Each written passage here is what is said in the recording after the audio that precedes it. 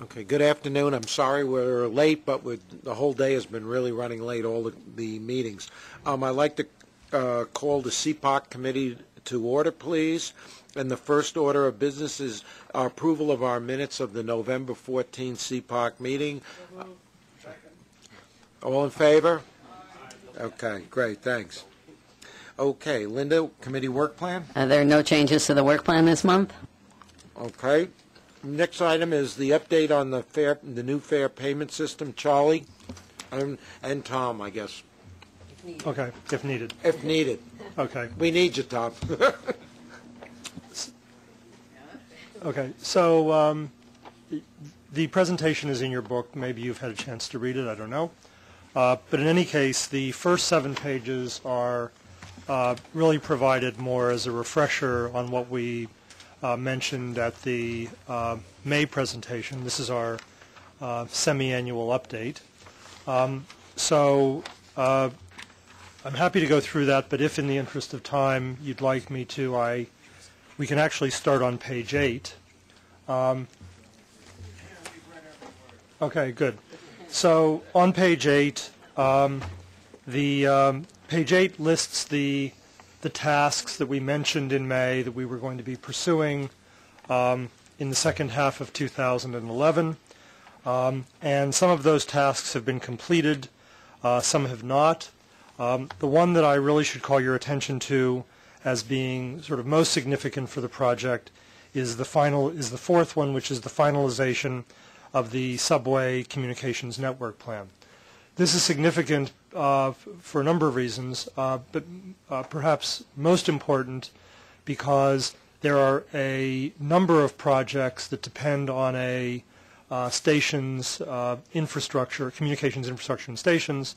That would include CCTV, Help Point, ATSB, new fare payment. And so it's critical, if we're going to do this in a holistic way, that we, in conjunction with, well, actually, we as a user work closely with subways to assist them in putting together a comprehensive plan for communications and stations that has not been completed quite yet. Tom is here to talk about that if necessary, but basically a lot of work is going right now into finalizing plans for communications infrastructure. To some extent, the new fare payment project, as in some sense the one that's proceeding most quickly, sort of catalyzes this issue, and so we just happen to be at the sort of sharp edge of this. But there are any number of other projects that depend on it. So with that in mind, on page 9, what I'm telling you is that we have completed a number of our assignments. We're going to begin negotiations with financial institutions in the early part of next year on issues such as risk sharing and acquisition fees. We are going to continue after we launch bus real-time information in Staten Island. We'll be continuing to other boroughs, and as we've mentioned in the other presentations, the same equipment that we're installing on buses for real-time information is also being used to support fare payment. But the most significant issue that needs to move forward in the next 6 months is understanding the details of the subway communications network plan and our role and cost and schedules associated with that plan. Andrew? Yeah, just a quick question. When you were listing that hierarchy in stations that you need to have, the new fare payment, you listed ATSB. Is that a must? It wasn't a hierarchy. It was merely a just a list of things. Just a list of things that are. That's not. You don't need that to have the new fare payment. No, you don't need any of those. Okay. But if you're going to do 4 or 5 different systems that affect stations, it makes sense to do them in the context of an integrated subway station communications plan. Upgrade, yeah. And you have all these projects that are essentially now users of that system, and so there is there's a significant amount of effort going into to finalizing the details of that, both in terms of cost, to steal a phrase from Tom, cost, schedule, and scope. So that's where we are right now. Chuck? Are we comfortable and clear that this has no potential for causing any additional risk by way of terrorism and the like in terms of communications?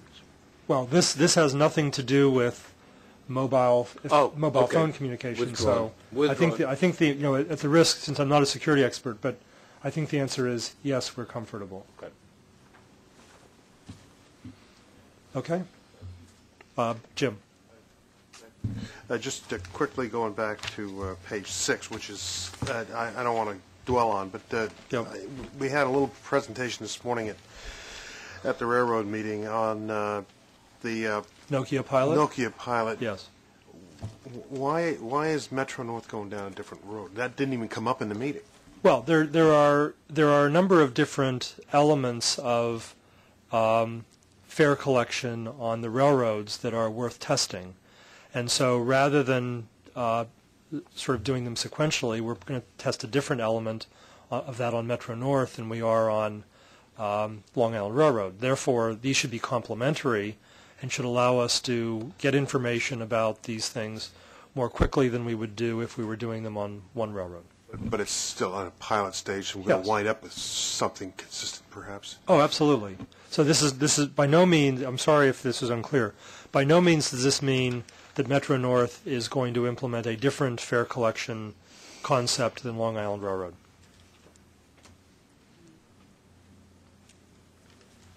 Okay? Thank you.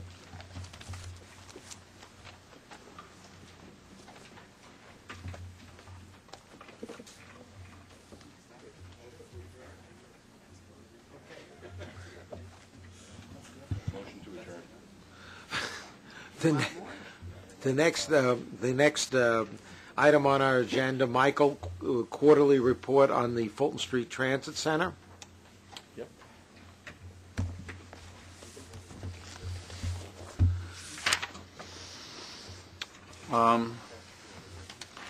Here we have the status of Fulton Street Transit and 2nd Avenue. And at the end, Bill Goodrich will present a summary of the results of a risk assessment for the 2nd Avenue subway as well. Just for the record, whatever I present is a summary of results of the risk assessment was performed on the system contract in partnership with key players, including the IEC. The next report on the project status of this committee will be in February when we'll present the East Side Access rebaseline effort that I've discussed last time around. Okay, overall, Fulton Transit and 2nd Avenue remain on budget, on schedule. So now I would like to go one by one. The overall project schedule is still June 2014. We're trending below the current budget of $1.4 billion, as you will see. The progress to date includes the opening of the entries at 135th William Street, the Cortlandt Street Art Station and southbound platform, the AC and 4-5 transfer. The tower crane was dismantled, completed the Corbin building exterior cleaning, and we have a partial opening of the AC mezzanine. 90 days looking forward. Excuse me? Mini piles, what is that? Oh, the mini piles. Okay, little things. They're piles that are not too deep, but it's supposed to support, in this case, the western AC mezzanine had to be supported, and that was clearly done around the rail. It was we have just below it the rail, so that was accomplished without any hitch. So there was a risky operation, but that's done. So it's behind us. I'm sorry, I did not discuss that. Anyway, so the look ahead, we're going to start the glass cladding for the transit center soon, as well as we have the delivery of the Corbin building escalator. This is a high-speed escalator from below, and we expect to install the tiles in the Day Street concourse, and you will see it. Go next, please. This is just pictorial, shows the plan versus actual. In terms of the construction dollars, We are ahead of schedule in terms of our burning rate, about 127%, and about 109 for the overall. So time-wise, we are doing fine. Next. Project schedule contingency, we started in 2009 with 180 days. Currently, the schedule is 140 days, contingency remaining on the job. And since we're doing a lot of enhancement work and we're still under review exactly what impact, if any, is on the schedule contingency, and we'll report it when we finish negotiating with the contractors to know exactly what's going to happen. As far as dollars and cents, we started in May 2009 with $124 million in contingency dollars. We now have 91. And the enhancement and retail development work is going to cost, in addition to what we have seen, about $27 million is estimated, because $8 million out of the 35 already included. Again, we have enough money to finish and hope to actually leave some behind. What are the critical milestone and issues? What we need to do is to enhance the public experience and fully integrate new technology. We are looking to do here something a little different, to come up with a master lease, and that will be, in effect, the non-revenue areas will be managed by an outside company, and we're going to end up going with a master lease, and there will be, in effect, the retail will be leased separately and so forth, and we're working on that. And we expect in January, by the end of January, to have a much better handle and exactly where we are. Customer impacts during construction, and we had to connect from the AC to the 4.5, and it was solved. We created a separate passageway that the people are using, and that has been an issue taken off the table. Next. And last but not least will be the interface between the AC reconfigurations and the, we're looking at right now at the building itself, and that we need to solve that by April of 2012, and we expect to do so. We'll complete the negotiation probably this month, so that's not going to be an issue. Next. This is what we presented in May 2009 as the rollout of customer benefits. Next year we have 5, starting in July, ending in December. And we expect to be on time on all of them, so they will be rolled out in a timely fashion. And then we have 2 more, the opening of the AC Mezzanine in March 2013, and then the opening of the Transit Center building June 2014. And that everything is on schedule. Michael? Yes. I think maybe two meetings ago when you gave this, I asked if you would give a passenger eye view of the coming transfers between, for instance, the AC 4.5 and with the J and the Z and the 2 and the 3, and you said you would do that. Do you know when you might have that? If Tom gives me enough time on the transit, I'll do it next month. Okay. Right, if not, it will be in February. Maybe I can do it actually in February, the CPOC. And the so R I'm just to going the R bring to that. the E and the whole you'll be able to go eventually from the E to the 2 to the 2-3 and eventually to the 2nd Avenue if we live that long. Well, yes, we hope to live that long. I hope to live that long. Until the 2nd Avenue comes down there from your lips. From your lips. When the 2nd Avenue comes, I don't think we will be able to walk to the 2nd Avenue. Michael, this committee also didn't get a presentation on the enhancements. It would be good to do both of those things together, because both of those affect the customer So how about we experience. do it in February? We'll do it in February at the CPOC. Okay? Next, please. The IEC agrees with the completion date as it stands for June 2014, and the remaining float for the schedule is still dependent on how the timeliness of implementing these changes for the enhancements. We agree with the budget contingency, and as the project stated, the next critical issue for this next coming quarter is getting the change orders issued by February 2012. for the station enhancements. The IUC is also making a recommendation for the mega project 7 West, 2nd Avenue, Fulton Street Transit Center for MTACC and NYCT to work together to resource load the commissioning activities for testing and commissioning, and to see that it's going to be adequate. And the Director of Office of Construction Oversight will facilitate that meeting. The projects all had Transit's resources loaded into their schedules, but given the timing of all of these coming together closely, we want to ensure that there are enough resources to do the commissioning work that's going to be required across all the projects.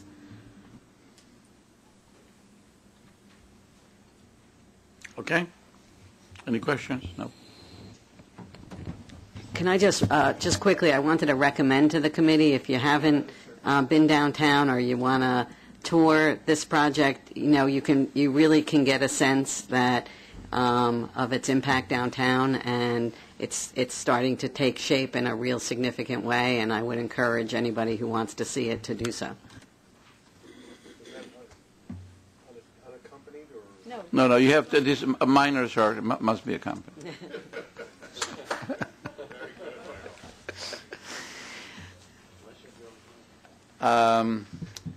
Second Avenue, we are on schedule to meet the December 2016 revenue service date and on budget.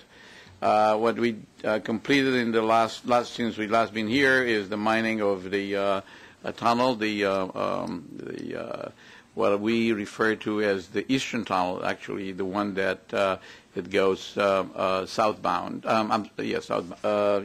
Northbound. I'm sorry, it goes to 125th Street from 63rd. That's open.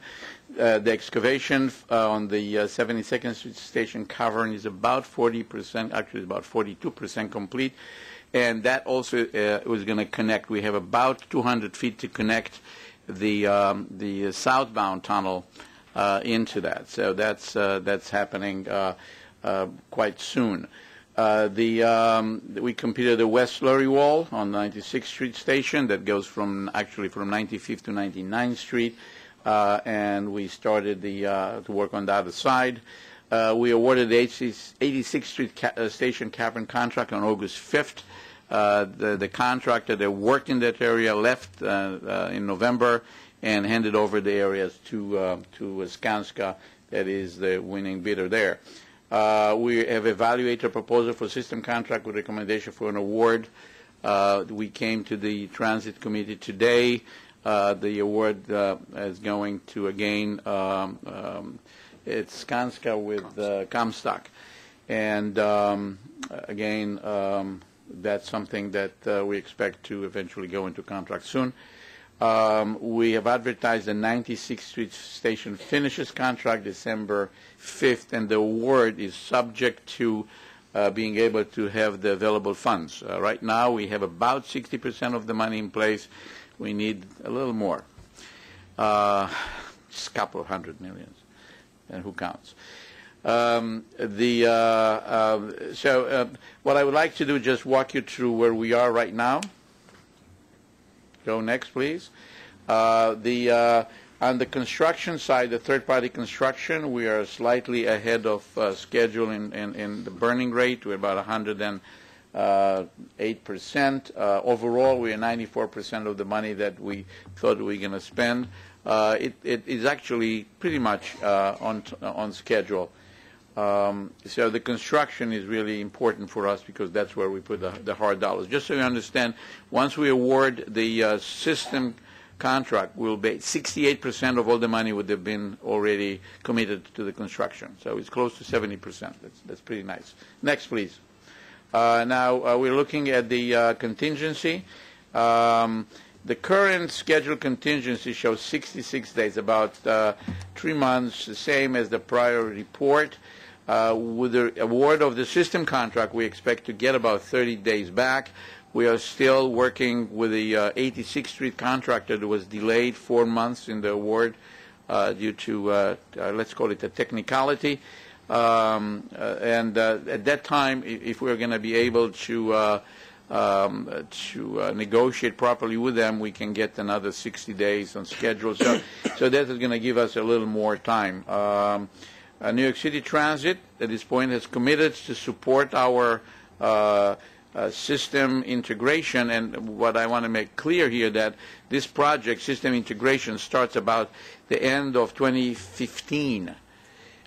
So we kind of hope that they will have a minimal impact on the loading with New York City Transit. We'll do that. We'll load it, but our project, as it turns out, are actually pretty much spaced with the one thing that we have the number 7 that will be done systems by end of 2013, early 14.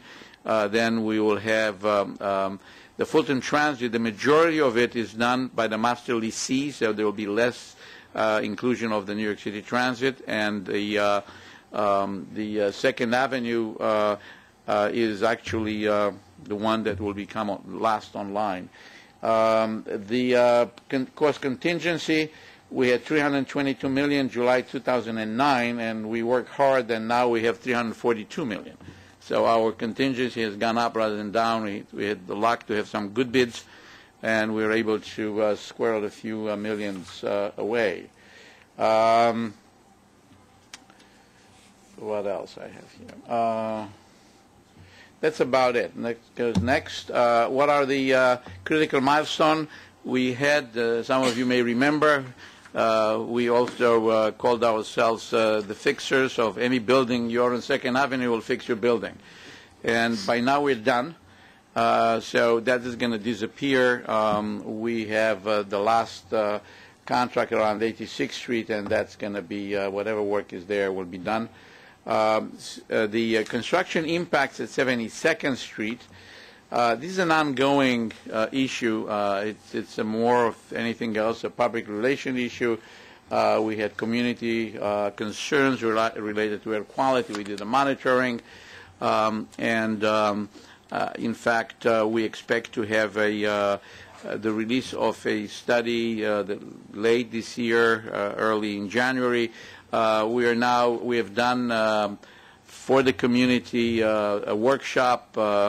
I took the community, the residents actually, on Saturday on 2 tours, just so they will get a sense of what is really on the ground. And to my amazement, even the people that were actually clobbering us before, they seem to be very pleased with what they've seen. So I hope that is a good omen for next year. So the thing that so that's proceeding. Actually, right now we're back blasting, and we're doing control blasting. That means we're increasing blasting gradually, so we make sure that we do not get people to be upset with us. That dust that we create, we are able to isolate the dust, so that actually looks good. Next, please. Litigation 86th Street Station was resolved, and although they still have the right to appeal, we believe that that's a closed issue. 96th Street Station contract remains near the project critical path because we had some delays in the East Slurry Wall completion, and we regained some contract schedules, and the project team is meeting to Con Ed to coordinate slurry wall work. Unlike the City of New York, we cannot basically tell Con Ed, get out of our way at your cost. So normally we have to beg to figure out how they're going to accommodate us. It's a really different way of doing business.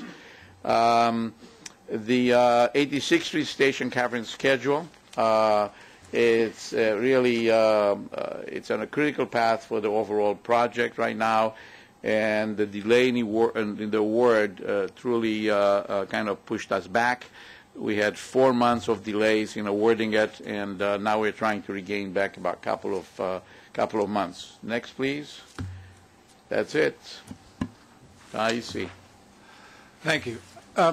In reviewing MTA Capital's report, we have basically one concern, and that's with the schedule contingency. We don't agree with the numbers, and we have 2 points of issue that we're working out with the project, and I expect we'll hopefully have them resolved by our next report to you.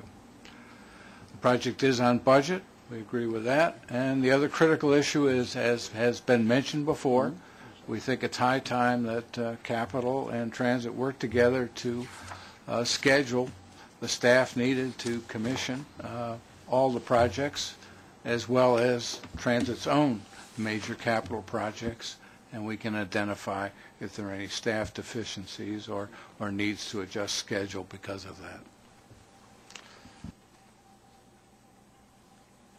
If there are any questions? What is that? Yes, Honorable. Michael, this is maybe semantic, but Could you turn on the light? nowhere, Oh, Bill, yeah, I'm sure. Yeah. nowhere on any of those slides do you identify this as Second Avenue Subway Phase 1. Anybody looking at this might say, oh, the project's going to be all done by December of 2016. Shouldn't you have SAS 1 on here or somewhere spell out that it's Phase 1 for the uninitiated? I thought that everyone here has been initiated. This We is only have, phase but one, but these- we'll be these are glad public to do that. documents. Yes, I mean, okay. So I can definitely do that, right. It is phase one. Of course it is.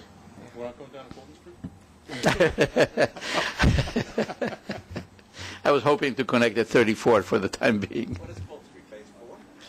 Yes. Phase 2 is actually going north to 125th, and then you go to, actually, I think, 14th Street, and then we go all the way down.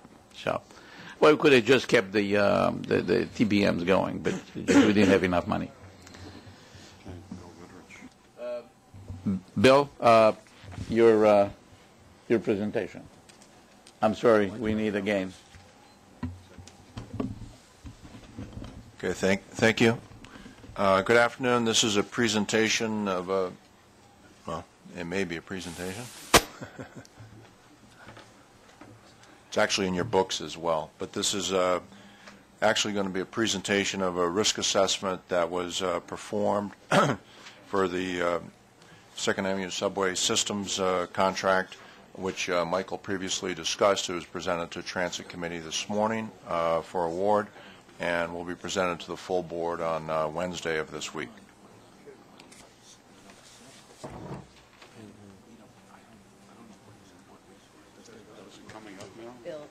That's a good question. Okay.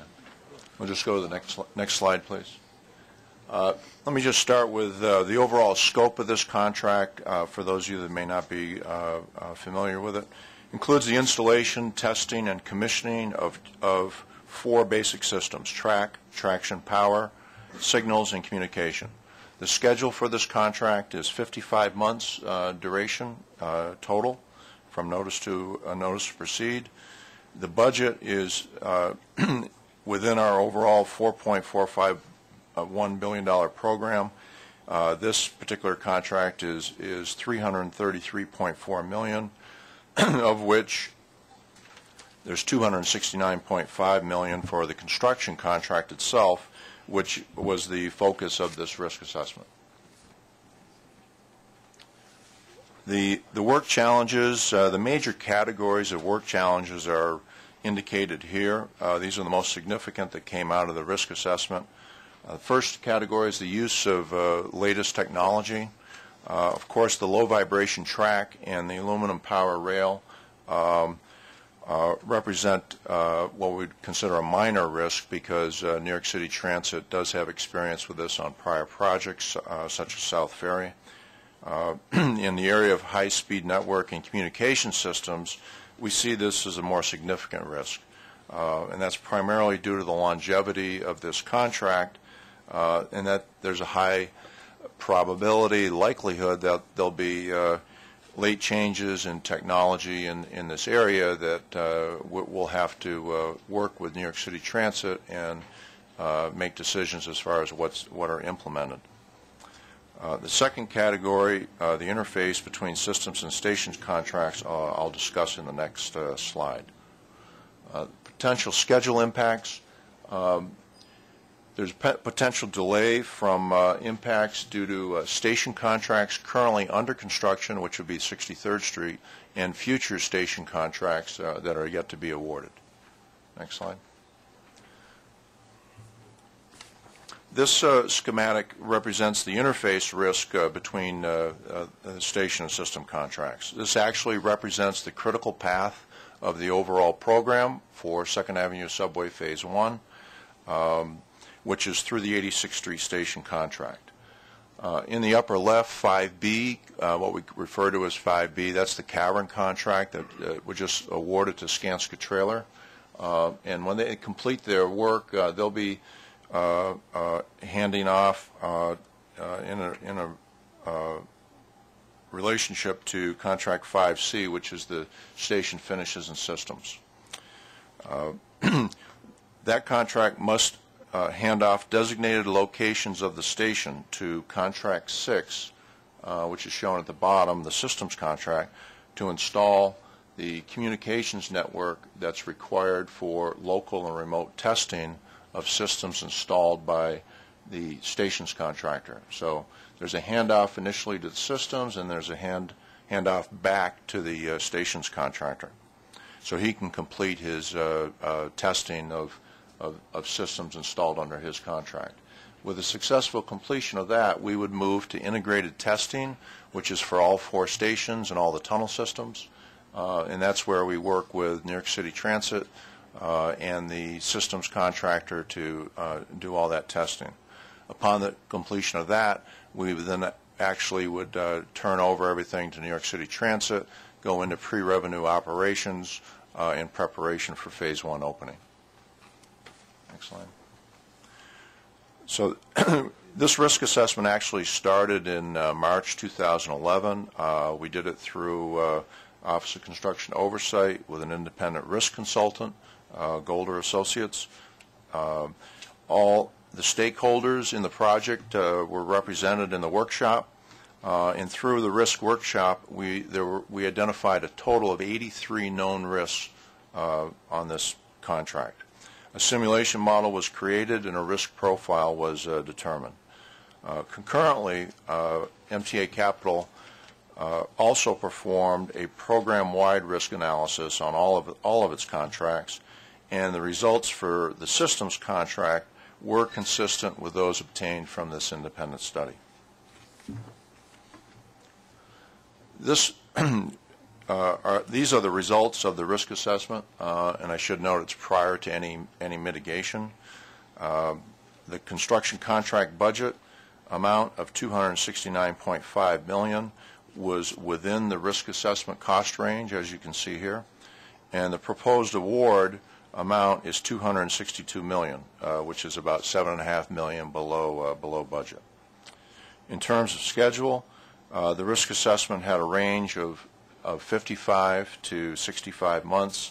However, this was heavily driven by risk of late handoff of work areas from the 4 station contractors. These risks are considered external to the systems contract. However, they do need mitigation within the overall program. The proposed award schedule is 55 months, and through the RFP negotiation process has been accepted by the contractor as a reasonable duration for this contract. We will continue to work on additional schedule mitigations to improve the overall confidence level. One of the most significant risks was the contract packaging and primarily the successful coordination of the interfaces between multiple contractors and the sharing of workspaces.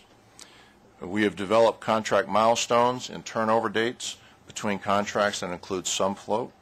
All predecessor contracts to the systems contract will be required to turn over areas 1 month prior to their needed start dates, and these mitigations are in place in current contracts and future contracts to be awarded. The project is developing a construction management interface matrix to facilitate tracking and managing these interfaces. Next slide.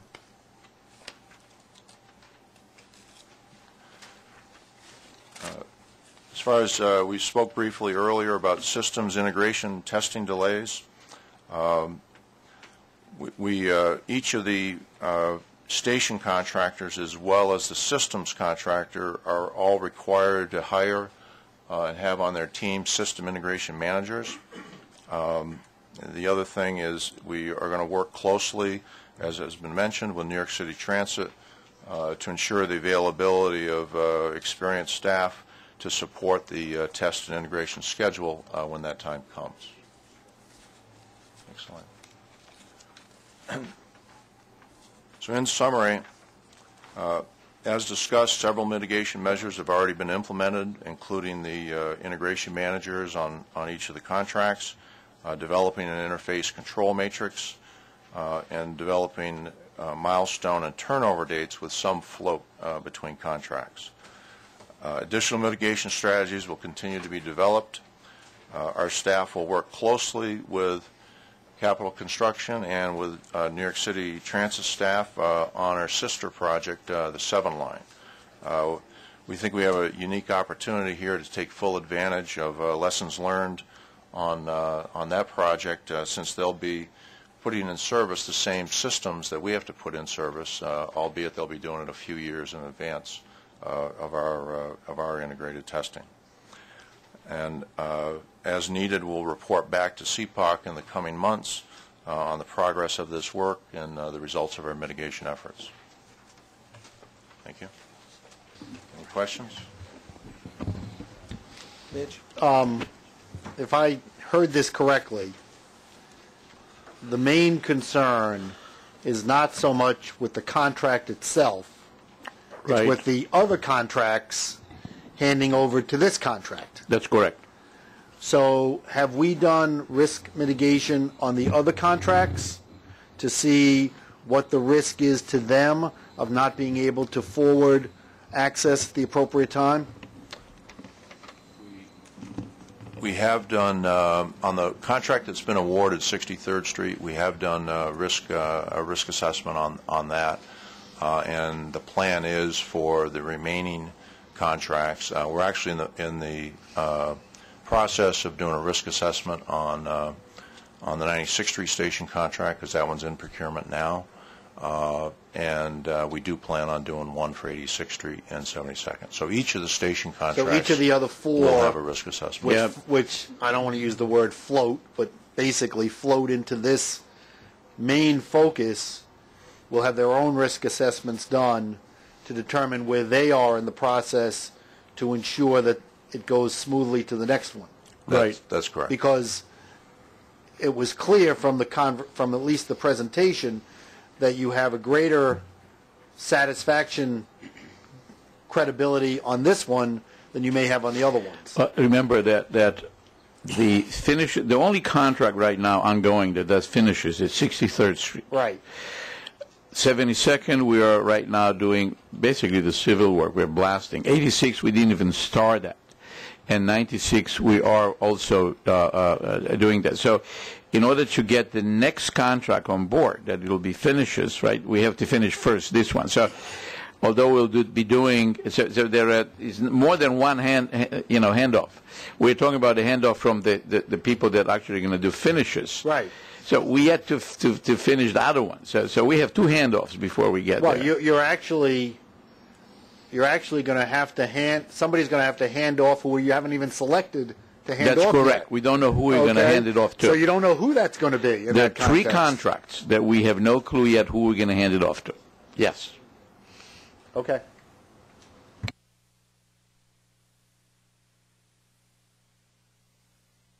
Anything else? Okay.